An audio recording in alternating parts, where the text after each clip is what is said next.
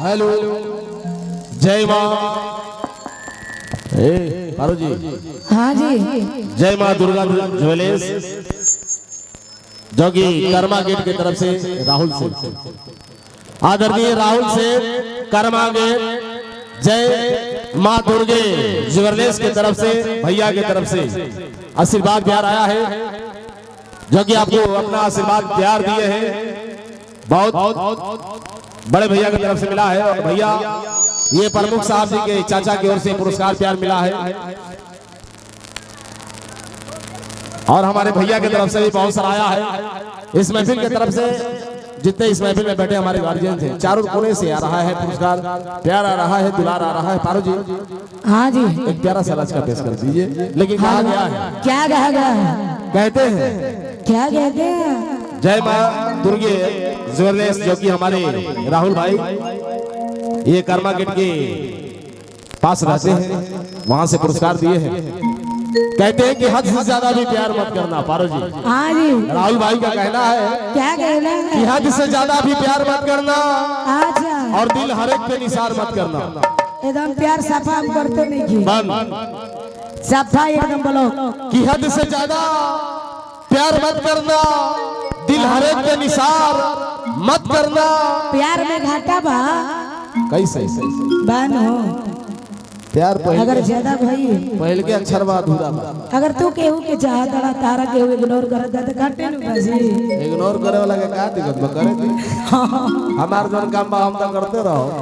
हां अखिलेश बाबू का कहत रहा कि हद से ज्यादा भी प्यार मत करना हर एक पे दिल निसार मत करना। अच्छा हद से ज्यादा भी प्यार मत करना, हर एक के दिल निसार मत करना, क्या खबर रुक जाए सांस, ये सांस का एतबार मत करना।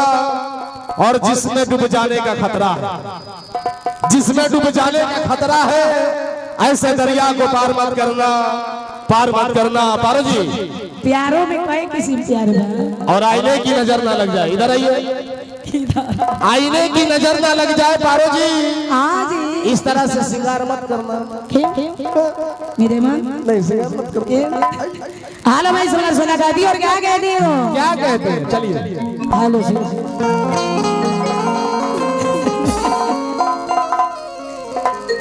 ना कहूँ के मन हो तो कह के कहूँ। वियोग में रहा था, वियोग में। हालो अरे लगे नहीं मने बात कर रही के गमनवा, अरे गई रे दी शायद हमारी नहीं। जा जाइबा तू तो जा सकेला, कोई ओसे दिक्कत नहीं हम है। कहेंगे कि होली में हम ना फगुआ खेले खातिर कोनो जरूरी नहीं है। एकदम जरूरी बा। हई रहिए नो ए राजू, हई रहिए नो। ओ बाबा के का कहत रू, कनी कि तोहरा जाए के बाद तू चल जइहा। आई हम बाबा संगे होली खेलबू, हिनका संगे आओ, तू पारो रानी संगे होली खेलबा। जितना प्यार से वो खेली है हां तू ना खेल। हम ना हारी लगे नहीं मैंने बात कर रही के गमनवा, हारी गईले दी